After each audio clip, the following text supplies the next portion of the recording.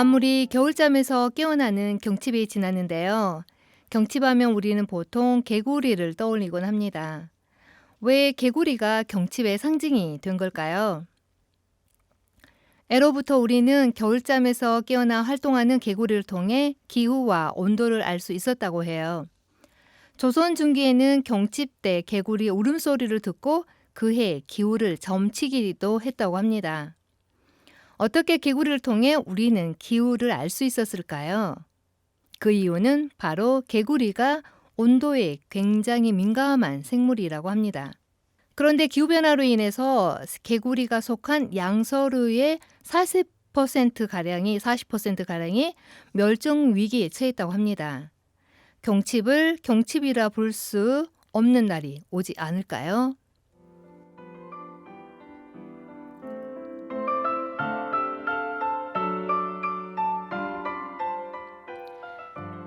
안녕하세요. 지구로운 채식생활 진행자 진아입니다.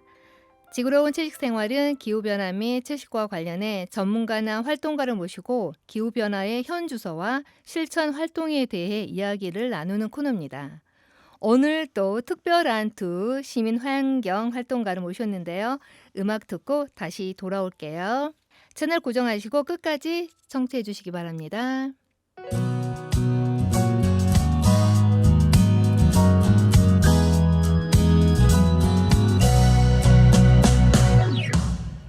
흔들리는 꽃들 속에서 자, 장범준의 흔들리는 꽃들 속에서 너 샴푸 향이 느껴진 거야 들으셨는데요. 혹시 여러분 사랑에 빠진 한 남자의 마음이 느껴지는데요. 여러분 혹시 사랑에 빠진 분 계실까요? 사랑에 빠졌지만 고백을 못하고 고민만 하신 분 계실 것 같은데요. 봄꽃이 활짝 핀 날 사랑하는 그대에게 용기 내어 보는 건 어떨까요? 자, 여러분께서는 지금 전주 FM 93.5MHz 지구로운 채식생활을 듣고 계십니다. 자, 오늘 스튜디오에 두 분의 환경활동가가 나와 계시는데요. 인사 나누도록 할게요. 네, 안녕하세요. 안녕하세요. 네, 안녕하세요. 오늘 많이 바쁘시다고 들었는데 산책 가야 되는 날 아닌가. 날씨가 너무 따뜻하죠, 두 분? 네. 네, 아마 대부분 밖에 오는 길에 보니까 코트를 벗으신 분들이 계시더라고요. 따뜻한 포근한 봄날이 느껴지는데요. 우선 먼저 두 분 소개 부탁드릴게요. 우리 네. 저부터 소개하겠습니다. 원래 저는 송천동에 살고 있는 정기옥이라고 합니다. 아까 거창하게 환경활동가라고 소개해 주셨는데 아직 환경활동가까지는 아니고요. 환경에 좀 관심이 있는 그런 시민입니다. 반갑습니다. 네, 반갑습니다. 환경에 관심이 있는 것은 이미 활동가라고 저는 생각해요. 활동가라는 게 어디 단체에 꼭 속해 있어야만이 저는 활동가라고 생각하지는 않고 모두 환경에 관심을 갖고 환경을 위한 마음이 있으면 된다라고 저는 생각을 드립니다. 네, 부탁드릴게요. 소개 부탁드립니다. 네, 저는 조금 전에 인사하신 정기옥 선생님과 같이 활동을 하고 있고요. 나의 작은 실천이 세상을 바꾼다 시민단체 시민행동 21에서 활동하고 있는 정선숙입니다. 네, 시민행동 21이라고 했죠. 거기에 네. 이제 제가 사무처장님으로 근무하시는 걸로 알고 있는데 시민행동 21이 어떤 단체인지 소개 좀 부탁드릴까요? 네, 시민행동 21은 2000년 5월 13일에 창립한 시민단체입니다. 그 당시 이슈 파이팅이 아니라 시민 참여형 시민운동을 지향하면서 만든 단체로 현재 450여 명의 회원들이 생태, 문화, 도시 등의 주제로 6개의 소모임에서 활동을 하고 있습니다. 그리고 시민행동 21은 회원의 회비로 운영되는 비영리 단체입니다. 저는 시민행동이라고 해서 어떤 이슈에 대해서 시민들은 목소리를 내는 그런 단체인 줄 알았는데 말씀을 들어보니까 뭐 생태, 문화, 도시 다양한 주제의 소모임을 구성해서 시민들이 직접적으로 참여하는 자발적인 시민단체라는 것을 알 수가 있는데요. 그중에 제가 관심이 이제 있어서 이렇게 오늘 꽃이 피는 봄날이어서 지금 그 모임 중에 하나인 그 소음을 듣고 제가 오늘 초대를 드렸는데 그중에 이제 아까 말씀 6개의 소주제를 말씀하셨는데 그중에서 들꽃사랑 꽃다지에 대해서 좀 이야기를 나눠볼까 해요. 이름도 이제 꽃이라는 키워드가 굉장히 마음에 드는데 이 모임이 어떤 목적으로 만들어졌고 어떤 사람이 함께하는지 좀 궁금하거든요. 네. 꽃다지는 저희 시민행동 21과 역사를 같이 하는 소모임입니다. 2001년 당시 생태에 대한 시민의 관심이 많지 않을 시기에 야생화와 생태 보존을 위한 활동이 필요하다고 생각해서 꽃다지를 만들게 되었습니다. 현재는 20년 넘게 공부하고 활동하며 쌓아온 현장 전문 지식으로 지역을 위한 실천 활동을 전개하고 계십니다.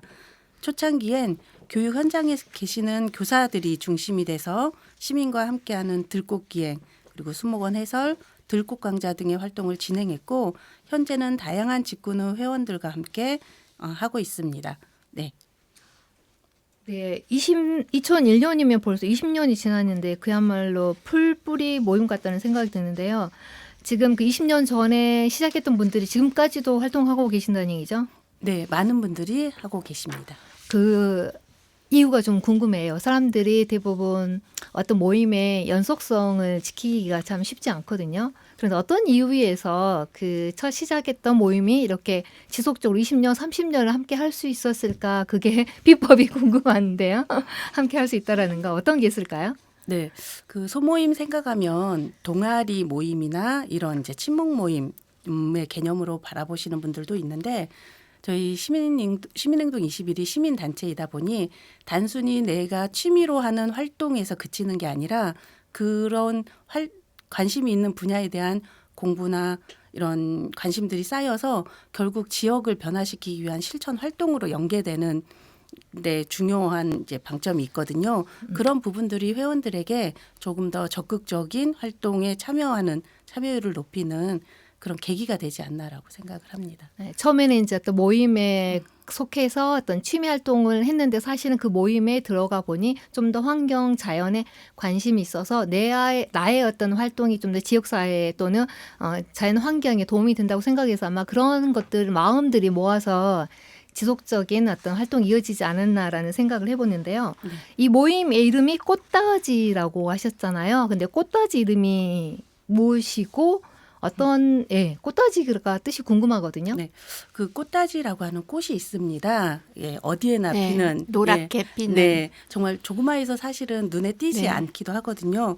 꽃다지는 그 낮은 곳 어디에나 피는 꽃이라는 의미가 하나가 있고요. 그리고 이 꽃다지는 이제 한 송이가 달랑 피는 게 아니라 무리지어서 피거든요. 그래서 무리지어 피는 꽃물이라는 의미도 담고 있습니다. 그래서 꽃다지 회원님들은 저희가 이제 꽃님이라고 부르기도 하고 또 각자 꽃 이름이나 나무 이름을 별칭으로 이제 가지고 있습니다. 그럼 정 교수님 혹시 그 꽃다지 꽃을 보신 적 있으신가요? 그럼요. 올해도 좀 봤고요. 그 다음에 실제로 이제 꽃다지라는 꽃을 제가 이제 도시 생활을 오래 해가지고 그걸 보기 전에 원래 꽃다지라는 노래패가 있고 그 노래 굉장히 유명하거든요. 그래서 80년대에 막 그 노래 많이 부르기도 하고 막 이래서 꽃다지가 봄이면 가장 먼저 피어서 봄을 알리는 그런 노란 꽃이라고 그랬을 때 노란 꽃만 보면 혹시 이게 꽃다지일까 이러면서 찾았던 적이 있었는데 이 일을 하면서 작년과 올해 꽃다지 좀 많이 봤고요. 올해도 꽃다지 봤습니다. 그러면 많은 꽃들을 우리는 사실 이름 모를 꽃들이나 식물들이 많을 텐데 이 활동을 하면서 꽃에 대해서 이름을 알게 되고 우리가 누군가에게 이름을 붙여주면 그 대상에 대해서 훨씬 더 관심을 갖게 되잖아요. 그렇죠. 네, 혹시 그 어플 같은 게 있나요? 갑자기 제가 궁금해서 보고 싶은데 이 꽃을 보면 너무 아름다운데 이 꽃의 이름을 알고 싶거든요. 그럴 때 혹시 사용하는 어플이나 지금 활동하실 때 꽃의 이름을 알려고 하는 있을까요? 저희는 그 꽃다지 같은 경우는 꽃 탐방을 가던지라고 해서 이제 먼저 공부하신 분들이 알려주기도 하는데 저희 시민분들도 그렇고 저희도 이제 물어볼 사람이 없을 때는 그 보편화된 앱을 많이 이용합니다. 저희 그 다음 앱에서 꽃사진 찍어서 조회도 하고 또 꽃 이름을 알려주는 앱도 있습니다. 그래요? 예, 네, 많이 그리고 이용합니다. 네이버나 구글에 그 카메라를 켜놓고 그 꽃을 찍거나 그러면 바로 검색이 됩니다. 그래요? 정확도는 100%는 아니지만 그렇게 검색되는 것도 있고요. 또 제가 이 꽃다지를 알기 전에는 모야모라는 뭐 단체 같은데 이런 데는 전국에 있는 많은 꽃이나 나무에 관심을 가진 분들한테 이거 뭐야 뭐 이렇게 질문을 하면 바로 답변이 옵니다. 그것도 한 7, 80%의 그 정확률이 있고요. 그다음에 요즘에는 그 SNS가 굉장히 활성화되고 그 블로그가 많아서 꽃이나 이렇게 자연에 관심을 가진 분들의 그게 많이 있어가지고 제가 이게 궁금하다. 그런데 거기에서 뭐라고 이름이 나왔다. 근데 이게 정말 맞느냐? 내가 아는 건 이게 꽃다지 꽃이 아닌 것 같은데 이렇게 갖고 올리면 엄청나게 많은 그런 걸 앱에서 찾아볼 수가 있습니다. 블로그에 사람들이 굉장히 관심을 많이 갖고 올려주기 때문에 관심만 가지면 공부할 수 있습니다. 맞아요. 그 누군가 이름을 불러줬을 때 아까 말씀드렸다시피 좀 더 관심을 갖고 사랑할 수 있을 거라는 생각이 들어요. 이 꽃다지 모임에서 각각 이제 각자가 꽃 이름이나 나무의 이름으로 별칭을 사용한다고 하셨잖아요. 네. 정기혁 선생님의 별칭은 뭔가요? 저는 장구채라고 합니다. 장구채 그 이름을 특히 고른 이유가 있을까요? 이거는 조금 제가 작년에 아이슬란드를 여행하면서 아이슬란드는 그 불과 얼음의 땅이라고 하잖아요. 그래서 그 여름에 진짜 화산지대에 그 바위 같은 시커먼 탄 거기에 아주 낮게 꽃이 피어 있는데 그 꽃이 다 북극 풍선 장구채였어요. 북극 흰풍선 장구채. 너무너무 예뻐가지고 그리고 어떻게 네가 여기서 살고 있니? 이런 거에 좀 제가 감동을 받아서 꽃다지를 들어왔을 때 이름을 지으라고 할 때 제가 이제 그 감동받은 걸 약간 그림으로도 좀 그려보기도 하고 막 이랬기 때문에 이제 우리나라에도 장구채가 있나요? 라고 물어보니까 모악산만 가도 있다는 거예요. 그래요? 그 북극 흰풍선 장구채하고는 다르지만 장구채의 종류 중에 그래갖고 이제 얼른 저는 장구채로 정하고 작년 가을에서야 그 장구채 그 씨를 맺고 이제 시들어가는 그 열매로 우리나라에서 처음 봤어요. 그래서 올해 장구채 꽃을 보는 게 저의 소망입니다. 밖에 열심히 나가셔야 될 것 같은데요. 꽃을 네. 보려면. 자, 사무처 선생님은 별칭이 뭔가요? 저는 꽃다지가 아니라서 아. 저는 이제 별칭이 있긴 한데 네. 뭐 특징은 별로 없어서 마음에 드는 혹시 꽃이라도 있으신가요? 내가 마음에 품고 있는 꽃? 저희가 이제 꽃다지가 20년이 네. 훨씬 넘다 보니까 웬만한 꽃 이름, 나무 이름은 선점하신 분들이 있으세요. 네. 네, 그래서 사실은 저도 그 꽃다지에 계신 선생님이 이제 왕모람이라고 하는 이 별칭을 지어주시긴 했는데 왕모람이 저희 나라 자생종이 아니고 이제 외래종이거든요. 전주 수목원 가면 이제 온실에 가면 만날 수 있는데 자그마한 잎들이 이제 오밀조밀 이렇게 모여서 있는 그 잎들이 이제 푸릇푸릇하고 귀엽고 하는 게 저랑 좀 맞는다고 해서 추천해 주셨습니다. 왕모람 기억하겠습니다. 그러면 이 꽃다지에서 주로 어떤 활동을 하시나요? 네, 저희 꽃다지는 이제 일반 소모임하고 네. 비슷한 활동을 하는데요. 매월 1회 전문가 선생님들이 진행하는 교육 강의가 진행됩니다. 상시적인 기후변화 지표종 모니터링도 진행하고 여름 시기에 진행하는 생태계 교란생물 제거 활동도 있습니다. 그 수목원에서 진행하는 그 들꽃 교실은 그 저희 꽃다지 회원들이 자원봉사를 하는 걸로 그 수목원에 찾아오시는 시민들에게 수목원의 식물들에 대한 이야기를 전하는 프로그램으로 저희가 4월부터 10월까지 7월, 8월 더운 여름을 빼고는 그 2주에 한 번 정도 이렇게 진행을 하고 있습니다. 그리고 들꽃기행이라고 하는 행사는 평소에 쉽게 보기 어려운 야생화를 개화 시기에 맞춰서 시민들과 함께 찾아가서 관찰하며 생태 보존의 중요성에 대해 같이 공유하는 행사입니다.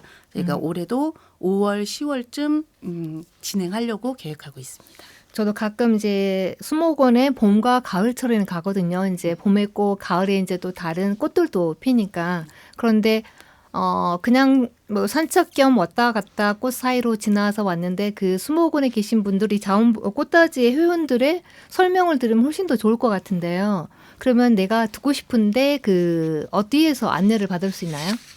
네, 저희가 그 매월 둘째 주, 넷째 주에 이제 진행을 할 계획이고요. 그 토요일 오전 10시에 그 관리사무소 옆에 있는 파고라에 모여서 진행을 합니다. 혹시 모르는 사람들이 모여 있더라도 살며시 옆에 가서 서 계시면 자연스럽게 예, 그 설명을 들을 수 있습니다.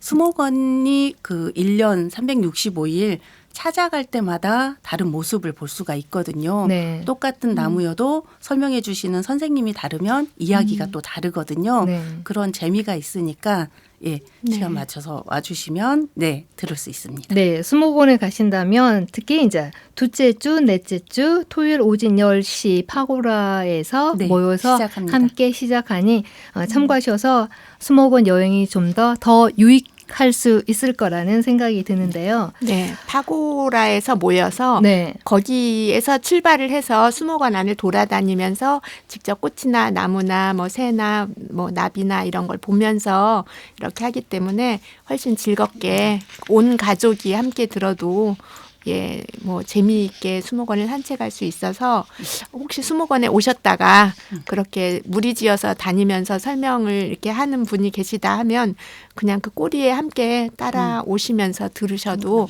좋은 여행이 될 것입니다. 야, 3월에 이제 2주는 거의 지났잖아. 이번 주가 2주인가요? 저희 4월부터 시작합니다. 4월부터 둘째 주, 넷째 주 기억해 네. 주세요. 저처럼 이렇게 운동해서 거기 가서 기다리지 마시고요. 4월부터 둘째 주, 넷째 주 토요일입니다.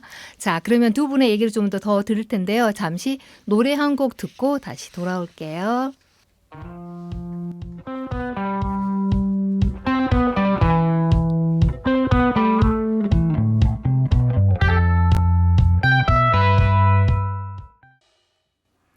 네, 노래 들으셨는데요. 청취자 여러분 혹시 이 노래의 제목이 무엇인지 알까요? 가수는 장범준 씨의 노래인데요. 제가 사실 이 곡을 틀어드리려고 준비했던 곡은 아닌데 제가 기기에 아직 익숙하지 않아서 엉뚱한 노래가 나갔습니다. 원래 계획했던 노래는 잠시 후에 들려드리도록 하고요. 혹시 청취자 여러분께서 이 노래의 제목을 아신다면 댓글에 남겨주시면 감사하겠습니다. 자, 계속 이제 이야기를 나눠볼 텐데요. 지금 여러분께서는 지금 전주 FM 93.5 지그러운 체육생활을 듣고 계십니다. 이제 다시 우리 두 분께 질문을 드려볼 텐데요. 정기욱 선생님께서는 이번 꽃다지 모임에 참석하고 계시죠? 네. 얼마 동안 활동하고 또 왜 시민행동 21과 함께 하시는지 좀 여쭤보고 싶어요.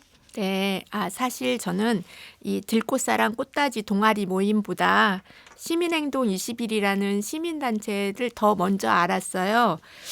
사실 회원으로 가입한 건 이제 2년째고 활동 시작하면서 바로 회원으로 가입해서 아직 2년밖에 안 된 새내기인데 친구가 제가 이제 직장을 그만두고 조금 약간 시간이 많이 있었는데 친구가 전주 지역의 환경과 문화 등을 위한 자생적인 시민단체 중에 시민행동 20일이라는 게 있는데 너 아니? 이래서 저는 사실 전주로 이사 온 지 몇 년 안 됐기 때문에 전주 사람들이 그렇게도 해? 이러면서 그런데 거기에서 어떤 양서류와 들꽃 같은 것을 관찰하는 모니터링을 하는 그런 어떤 일자리가 있는데 또 하면 재밌어 할 것 같아 이러면서 추천을 하더라고요. 그래서 이런 기회가 어딨어. 그냥도 가서 볼란지라 그래가지고 관심을 갖게 되었고 운이 좋게도 또 이런 모니터링 활동에 참여하게 되었습니다. 굉장히 좋은 친구를 두셨죠. 친구 네. 따라 강남도 간다는데 네. 친구 따라 지금 환경운동을 하고 계시는데 굉장히 좋은 친구 두셨고 이제 아까 이제 말씀을 해주셨는데 꽃다지 이제 모임에 참여하고 전과 후에 어떤 달라진 점이 있을까요?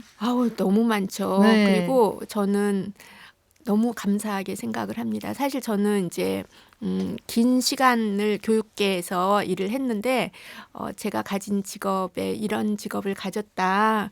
그런 것으로도 너무 감사하고 이랬는데 제 2의 인생이라고 할 수 있는 이제 은퇴를 하고 나서 두 번째로 하게 된 일이 이런 그 자연 관찰 모니터링하는 이런 일을 하게 돼서 이것도 너무 감사한 일이다 이렇게 생각을 합니다. 사실 저는 전주에서 태어났지만 거의 중소도시에 그리고 대도시에 살면서 뭐 이렇게 젊었을 때는 산도 좋아하고 뭐 걷기도 많이 하고 뭐 그래서 뭐 해파랑길 뭐 남파랑길 뭐 이런 걷기도 좋아하고 했는데 제가 중심이 되어서 어떤 목적지까지 가는 게 목표였던 것 같아요. 그래서 아까 그 꽃다지 같은 경우도 예전에 봤다면 그냥 잡초 중에 하나고 너무나 눈에 띄지 않는 꽃으로 이렇게 알지 못했을 텐데 이 일을 하면서 정말 잡초란 없구나. 그리고 온갖 생물체의 사계절을 제가 만나다 보니까 생명에 대한 신비롭고 또 제가 살아가는 삶이라든지 앞으로의 살아갈 삶이라든지 또 우리 그 아이들이 살아갈 삶에 대해서 이렇게 미리 내다보고 생각하고 좀 더 깊게 고민을 할 수 있었어요. 작년과 올해가 다른데 아까 경칩 얘기도 하셨지만 경칩에 개구리가 깨어난다고 하는데 엊그제 경칩에 제가 나가보니까 습지에 올챙이가 다 부화하고 있고 너무 추운 날이고 비가 내려서 그런지 올챙이가 다 이렇게 마취 당한 것처럼 꼼짝 않고 있어요. 누가 모르는 사람이 보면 나뭇가지가 부러진 채 자잘하게 흩어져 있는 것처럼 보일 정도로 그중에 한두 마리만 꼬리치면서 이렇게 있더라고요. 그래서 이제 그런 것들에 대해서 작은 것도 이렇게 자연을 보면서 저를 돌아보고 저를 비울 수 있고 이런 기회가 되었다는 점이 저는 너무 감사합니다. 네, 맞아요. 자연 앞에 서면 우리는 아주 미세한 그야말로 미세한 존재인데 우리가 크다라고 생각하고 모든 것들 우리 발 아래 놓기 때문에 자연이 파괴되고 자연이 파괴된다는 것은 사실 우리가 거기 살고 있는 우리의 삶도 파괴된다라는 거 좀 우리가 알았으면 좋겠다는 생각이 드는데 아까 잡초를 말씀하셨는데 잡초가 그냥 잡초가 아니라 나름대로 다 존재 의미가 있는 것 같아요. 이 세상에 존재하는 것들. 그래서 아마 그렇죠. 꽃다지 모임을 통해서 다시 한번 인생을 제2막의 인생을 사시는 정말 멋진 모습. 그 친구한테 정말 고맙다는 얘기를 해야 될 것 같네요. 맛있는 네. 밥 사셨나요? 네, 샀습니다. 그러면 제가 이제 작년에 선생님을 배웠을 때 그 기후변화 생물 네. 지표종 조사단 활동을 했다고 말씀을 여러 번 들어서 네. 도대체 이게 뭐지? 저에게는 좀 생소했거든요. 네. 근데 생물 지표종을 조사하는 이유가 뭐고 이게 어떤 활동인지 좀 말씀해 주시겠어요? 예, 아까 얘기한 것과 같은 일인데요. 저는 현재 전주 시니어 클럽 노인 일자리로 사회 서비스형 공공 데이터 수집원으로 일하고 있어요. 제가 하는 이 공공 데이터는 생물을 모니터링하는 아까 얘기한 이제 양서류, 들꽃 뭐 이런 것을 그리고 기후 변화 지표가 되는 식물과 생물과 이런 것을 모니터링하는 일인데요. 그 중에서 뭐 생물이 많고 다양하지만 그중에 이제 산이나 들에서 볼 수 있는 양서류 그리고 식물 그리고 이제 간혹 곤충이나 새도 있는데 좀 장비가 잘 없고 그다음에 굉장히 종류가 다양해요. 그렇기 때문에 이제 저희 역량 안에서 양서류와 식물을 주로 모니터링을 하고 있습니다. 그리고 그 모니터링한 내용은 네이처링이라는 곳에 올리고 있어요. 이 네이처링에 올리면 이 자료를 가지고 연구자들에게 어떤 기초 데이터가 되어서 연구자들이 현장에 늘 이렇게 나와 볼 수가 없는 그 연구자를 위해서 기초 데이터가 된다고 합니다.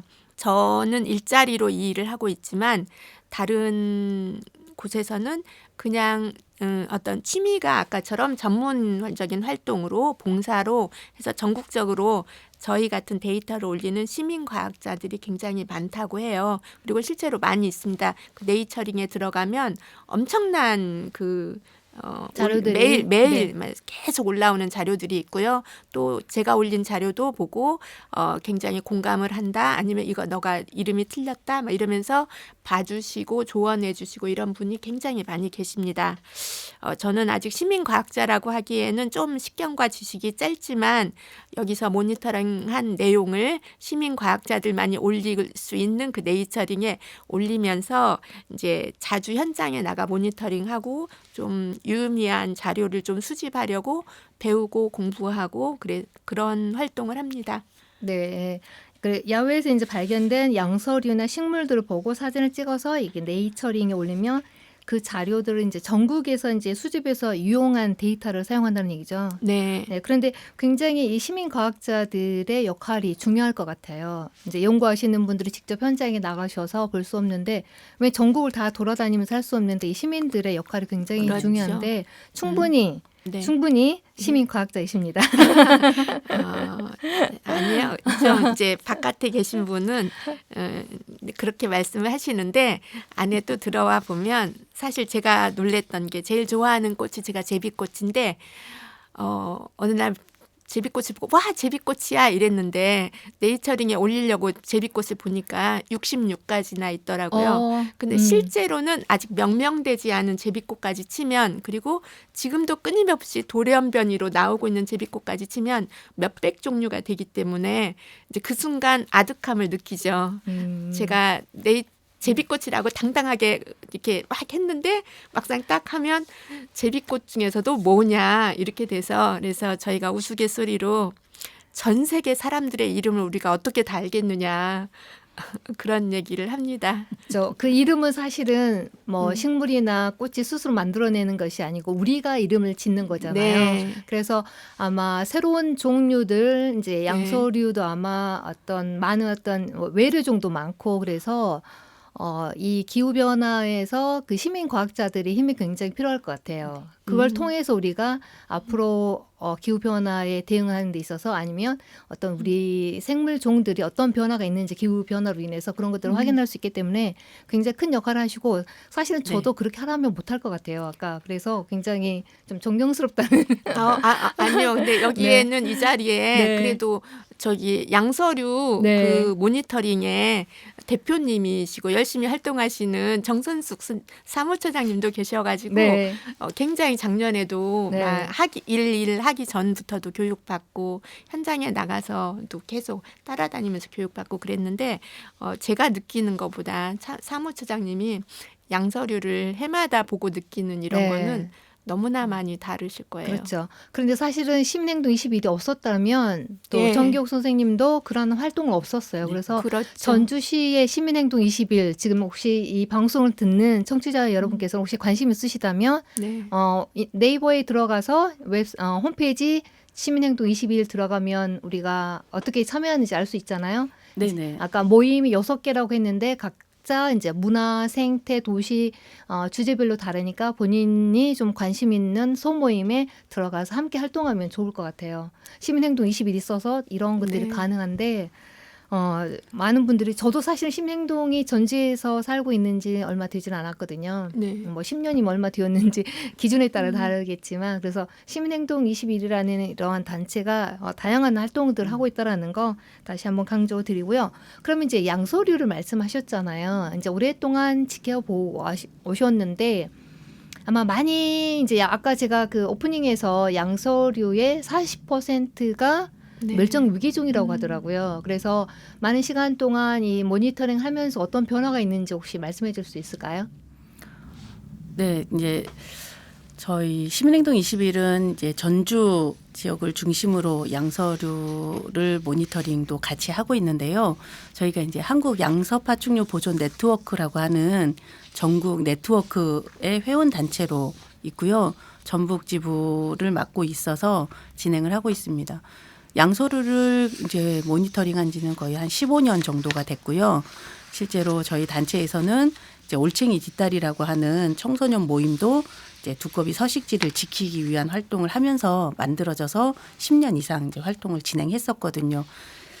그 이전에 이제 처음 모니터링을 시작했을 때의 산란 시기와 현재의 산란 시기 간의 그 날짜의 갭이 대단히 많이 커졌어요. 네. 예전에는 정말 경칩을 좌우로 해서 그 즈음에 개구리들이 좀 이렇게 겨울잠에서 깨어났다면 지금은 보통 1월 말 정도에 났고 올 겨울은 특히나 따뜻해서 이미 12월, 1월 초에도 겨울잠에서 깨어나서 이제 좀 이동을 하고 1월 중순 이때는 이미 이제 산란도 많이 하고 이런 상황이거든요.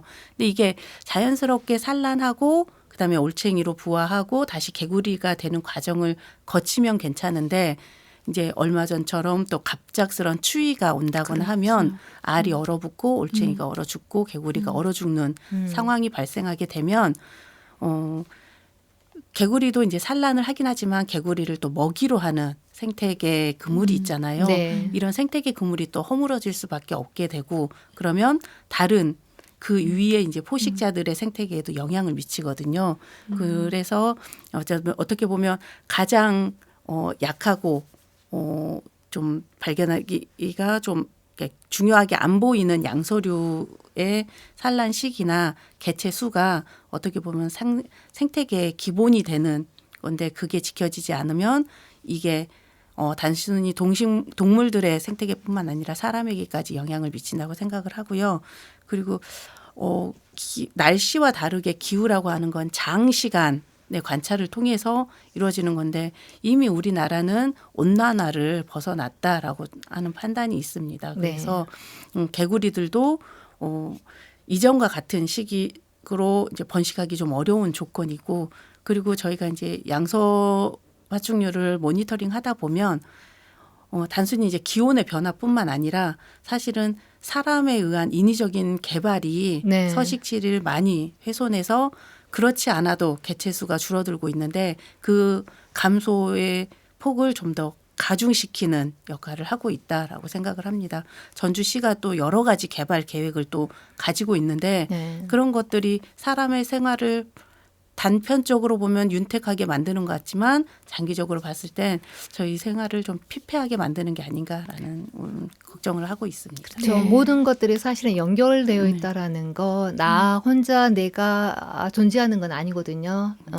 식물, 뭐 동물 함께 우리가 존재하고 공존해야 되는데 너무 인간 편의주의적인 어떤 개발 때문에 그리고 사실 이런 인간 편의 때문에 이 기후 변화가 생기는 거고 그로 인해서 동물이 가장 먼저 취약하니까 가장 먼저 타격을 입겠죠. 근데 그게 다시 우리에게 화살이 되어서 돌아올 수 있다라는 거 좀 인식했으면 좋겠다는 생각이 들고 자 노래 한번 아까 제가 들려드리고 싶었는데 잘못 기기 작동으로 인해서 들었던 거 혹시 지금 그 노래의 제목을 알고 계신 분이 계신지 모르겠는데요. 제가 준비한 노래가 아니고 이제 정기욱 선생님 제가 추천 요청을 했는데 알려주신 노래가 있어요. 굉장히 이 프로그램과 잘 어울리는 곡을 선정해 주셨어요. 흰수염 고래라는 노래인데요. 노래 듣고 다시 얘기 나누도록 할게요.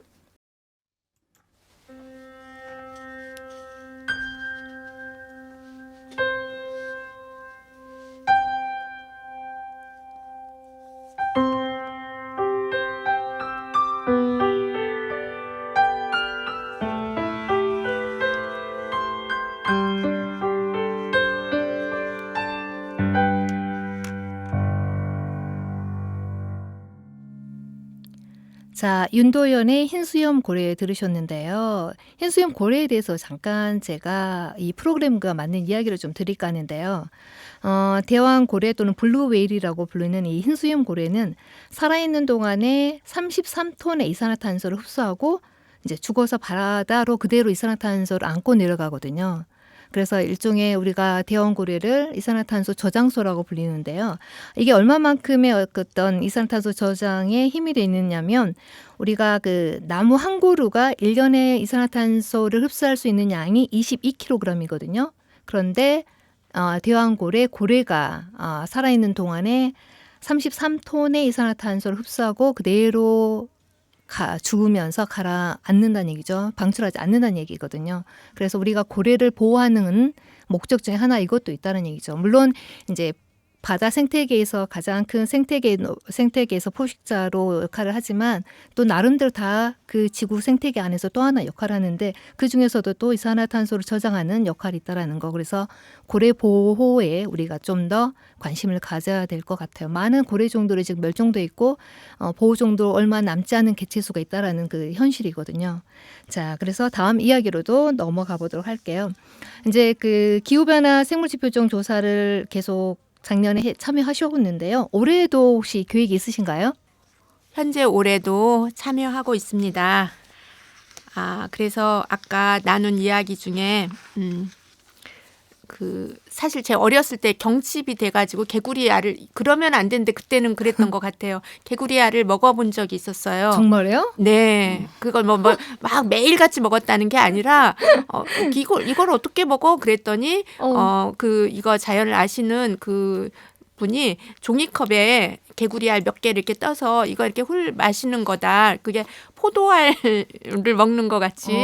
근데 계곡물에 있는 그걸 이렇게 하니까 이렇게 먹는 거구나 이랬는데 이제 지금 세월이 흐르고 보니까 참 개구리한테 미안한 일이었지만 그때는 경칩에 그랬는데 지금은 네 아까도 말씀하셨지만 정선 숙처장님께서 말씀하셨지만 작년보다도 올해가 훨씬 더 덥다는 걸 느껴요.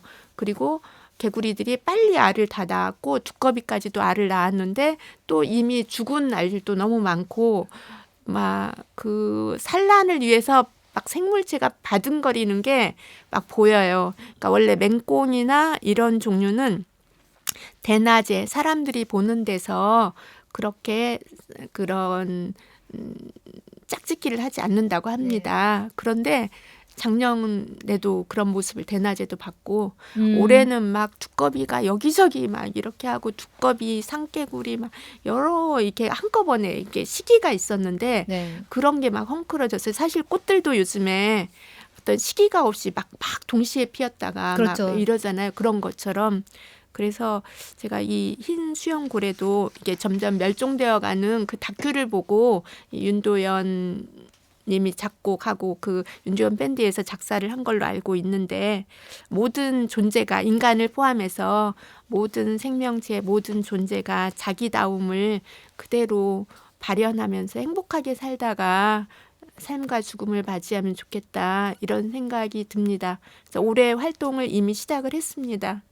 그러면 저기 네. 사무처장님 참여를 원하시는 분이 계신다면 어떻게 연락을 하면 될까? 안내를 받으면 될까요? 네, 기후변화 지표종 활동을 하기 위해서는 네. 생물을 좀 구분할 수 있는 전문 지식이 약간 필요합니다. 그래서 그 전문 지식이 혹시 충분히 있으시다면 네이처링이라는 앱을 통해서 관찰하신 결과를 주제에 맞는 미션에 등록하는 것만으로도 참석이 가능하십니다. 하지만 그런 전문 지식이 없는데 그런 활동에 동참하고 싶다 하시는 분들은 저희 시민행동 20일 꽃다지에 가입하셔서 함께 공부하고 배우신다면 충분히 하실 수 있다라고 안내드리고 싶습니다. 전화 주십시오. 전화번호 알려주셔야 되는데요. 네, 전화번호 시민행동 알려주세요. 20일 홈페이지를 확인하시면 거기에 회원가입 신청서가 있습니다. 네, 그 안내에 따라서 해주시면 색다른 경험을 하실 수 있으실 겁니다. 네, 자연과 함께 공부도 하고 또 나의 공부가 누군가에게 또는 이 지구 환경에 이로움을 줄 수 있다라는 것에 대해서 사람들이 조금 활동하는데 자부심을 느끼지 않을까 생각이 드는데요. 자, 우리가 계속 이제 기후 변화 얘기를 하고 있고 그렇지만 시민들 기후 변화 그래 있어. 우리가 뭔가를 해야 돼. 그렇지만 어떤 실질적인 어떤 성과, 기후 변화, 이제 지구 평균 온도를 조금 낮추기 위한 그런 실질적인 어떤 행동들이나 결과들이 그렇게 보이진 않아요. 특히 이제 정치권에서는 뭐 한참 뭐 비가 많이 올 때나 폭염 있을 때는 어떤 언론을 통해서도 뭐 기후 변화라는 정보들이 있었는데 요즘은 기후 변화에 관해서 어느 누구도 이 주제를 가지고 화두로 꺼낸 사람들이 없는 것 같아요. 그렇죠? 네, 그래서 네. 이제 우리 일상생활에서 느끼고 있는데 우리 사무처장님 언제 내가 기후 변화에 대해서 뭐 일상생활에서 그냥 우리는 이제 그래 기후 변화라고 하지만 사람들이 우리가 실천을 안 하는 이유는 이게 나의 일상과 나의 삶과 별로 관계가 없다고 느껴지면 거기에 이제 실천이 조금 더뎌지는 것 같은데요. 언제 좀 기후변화가 진짜 나에게 왔구나, 뭔가 당장 해야 되겠구나라는 어떤 생각이 드시나요?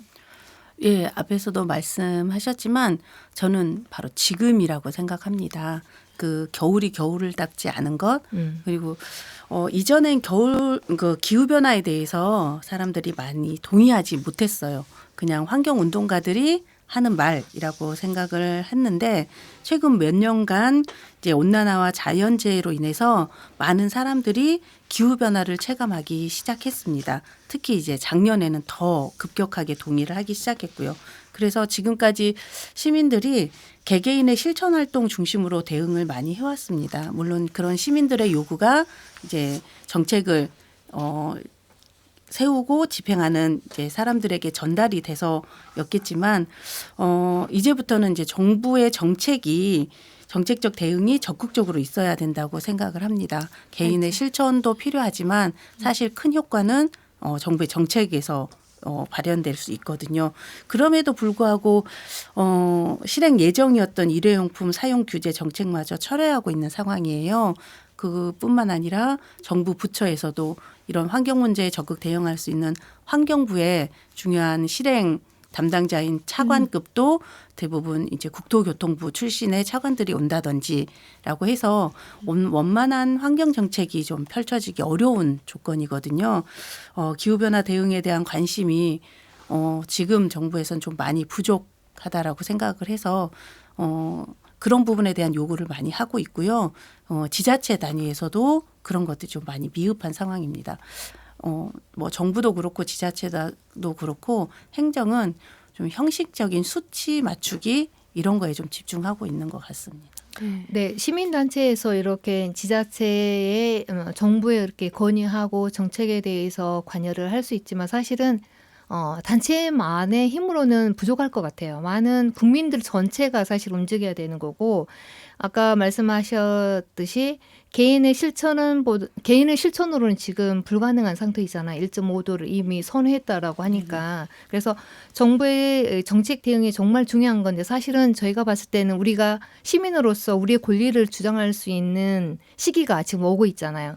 바로 국회의원 선거 4월 달에는 국회의원 선거잖아요. 그래서 전주 지역에 우리가 이제 선거를 할 수 있는 거 전주 지역 내에 있는 선거권으로서 투표를 할 수 있는데 시민들이 그 이번에 나오는 그 후보자들이 정말 기후 변화에 대해서 얼마만큼 이해하고 있고 그것을 정책에 입안할 수 있는지 그런 것들을 좀 잘 살펴봐야 될 것 같아요. 그래서 그분들이 주는 어떤 정책에 우리가 이걸 보고 투표하는 것이 아니라 우리가 시민들을 또는 시민단체들이 힘을 모아서 우리가 요구하는 것은 이것이다라고 후보자들에게 전달할 수 있는 그러한 것을 만들어야 되지 않을까. 그래야지 이 사람들이 시민들이 무엇을 원한다. 왜냐하면 그분들 시민들의 표를 가지고 우리가 움직일 수 있는 사람들이잖아요. 그래서 좀 더 시민단체가 앞서서 왜냐하면 누군가가 이끌어줘야지 우리 시민들도 따라갈 수 있잖아요. 그래서 그러한 것들을 좀 환경단체, 시민단체 여러 이렇게 그 단체들 함께 모여서 이번에 전주시에 나온 후보자들에게 그런 것들 권유할 수 있는 그런 통로나 교육 같은 건 혹시 없나요? 네, 저희는 그런 부분에 대한 계획이 있습니다. 네. 물론 이제 정치권이라고 하면 주로 중앙 정당에서 정책을 입안해서 진행을 하기 때문에 그런 부분은 저희가 이제 전국적인 네트워크를 가진 단체 중심으로 같이 진행을 하고 있고 전주시 같은 경우는 지금 시장님께서 여러 가지 개발 계획도 발표하시고 또 도심 곳곳에 또 고층 아파트 단지를 만들 계획을 가지고 계셔서 이런 전체적인 도시 계획 관련해서 개발 관련한 부분을 저희 그 각 개개인의 국회의원에게 의견을 묻기보다는 저희 그 민주당 전북도당에다가 그 국회의원이나 그 지자체장을 공천한 책임을 가지고 이러한 정책들이 그 공당의 후보들에게 잘 전달돼서 실행될 수 있도록 민주당을 기점으로 해서 이제 참여하시는 단체에다가 좀 제안할 계획을 가지고 있습니다. 그게 훨씬 더 빠르겠네요. 네. 다이렉트로 도당에. 네. 정말 네. 좀 빨리 이게 보통 근데 이렇게 공공의 일은 1년 단위의 사업성으로 많이 실행이 되잖아요. 그리고 이제 11월쯤 되면 사업 결과를 보고하고 그래서 정부의 돈을 받고 근데 기후 위기에 대한 대책은 그 1년이 한시가 아니라 긴 시간을 가지고 정권이나 어떤 정당하고 관련 없이 추진될 수 있는 그런 장기적인 대책과 어떤 대안이 있어야 될 것 같아요. 이렇게 전주 작년에 비해서 돌아다녀 보니까 아중리도 그렇고요. 저쪽에 막 토목공사 같이 하천을 좀 더 이렇게 한다고 막 공사를 하는데 거기에 개구리들이 다 알이 죽어 있고 그 다음 주에 가면 그래서 안타까웠습니다. 네, 그러니까 이제 벌써 시간이 이렇게 많이 흘러갔어요. 빠르죠? 그러니까요. 우리 2시간, 3시간도 얘기할 수 있는데 그렇죠. 네, 근데 네. 시간이 한정돼 있기 때문에 마지막 질문 하나만 좀 드릴게요. 지금 이제 시민행동에서 여러 가지 그러한 활동을 이어가니까 굉장히 반갑다는 소식이 들고요. 특별히 다른 어떤 계획이 올해 있는지 여쭈고 싶어요. 네, 저희 그 시민행동 21이 저희 회원들과 함께 다양한 실전 활동을 하고 있는데 특히나 올해는 전주시에 이슈가 있습니다. 그 지금 이제 많은 분들이 뉴스를 통해서 확인을 하셨겠지만 전주시에서 하천 개발 계획을 발표를 했고 더불어서 전주천, 삼천의 버드나무를 몽땅 베어버리는 네, 일을 했는데 그런 부분에 대해서 이제 저희가 공식적으로 대응해서 좀 항의하고 개선하는 작업을 하는데 이런 부분이 단순히 시민단체에서 활동하는 사람들만 하는 게 아니라 시민들도 알아야 된다라는 생각으로 저희가 생태도시 시민학교라고 해서 이런 도시 문제 생태도시 관점으로 도시를 바라볼 수 있는 그런 교육 프로그램을 계획을 하고 있고 또 하나는 저희 이제 전주시 대중교통 활성화를 위해서 기린대로에 BRT가 도입될 예정입니다. 그래서 올해는 BRT를 어떻게 이제 거기에 공사를 해서 할 것인지 실시 설계라고 하는 걸 진행을 하는데 그 과정에서 저희가 시민들과 함께 이 부분을 논의하고 시민들의 의견이 반영될 수 있게 해달라라고 요구해서 올해 실시 설계와 더불어 시민들의 의견 수렴 과정이 같이 진행이 될 예정입니다. 그래서 그런 부분에 저희가 그 함께 타는 버스 시민연대라고 하는 연대체를 구성해서 좀 적극적으로 참여할 계획을 가지고 있습니다. 네, 크게 이제 2가지 생태도시 시민학교를 이제 개선해서 시민들이 참여하는 어떤 활동을 하시겠다는 말씀해 주셨고 네. 그다음에 대중교통 활성화를 위해서 BRT라고 했는데 BRT에서 이제 제가 다음 시간에 좀 더 얘기를 나누고 싶어요. 좀 더. 그런데 간단하게 이제 청취자 여러분들을 위해서 BRT가 간단하게 무엇인지 잠깐만 소개해 주실 수 있을까요? 예. 기본 개념은 그 간선 급행 도로 시스템인데 지금 저희가 이제 BRT라고 좀 간편하게 이야기를 하고 있지만 정확한 용어는 버스 중앙 차로제입니다.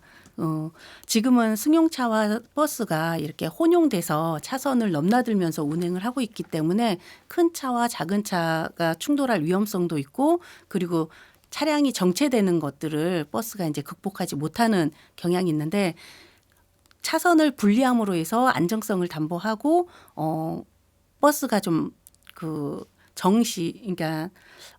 제 시간에 와서, 제대로 예. 주행을 할 수 있게끔 보장해주는 그런 시스템입니다. 그래서 그 과정을 통해서 버스가 좀 안전하게 운행될 수 있도록 그리고 대중교통을 많은 사람들이 이용할 수 있는 그런 이점이 있기 때문에 저희 이제 시민단체들은 그런 의미에서 대중교통 활성화 측면에서 BRT를 좀 찬성하고 사업이 좀 잘 진행되길 바라는 마음으로 시민 의견 수렴 활동을 계획하고 있습니다. 네, BRT가 이제 교통의 흐름을 좀 원만하게 해서 이제 사실 교통 흐름이 원만해야지 에너지 전략도 될 부분도 있고 시간 전략 부분도 있을 수 있고요.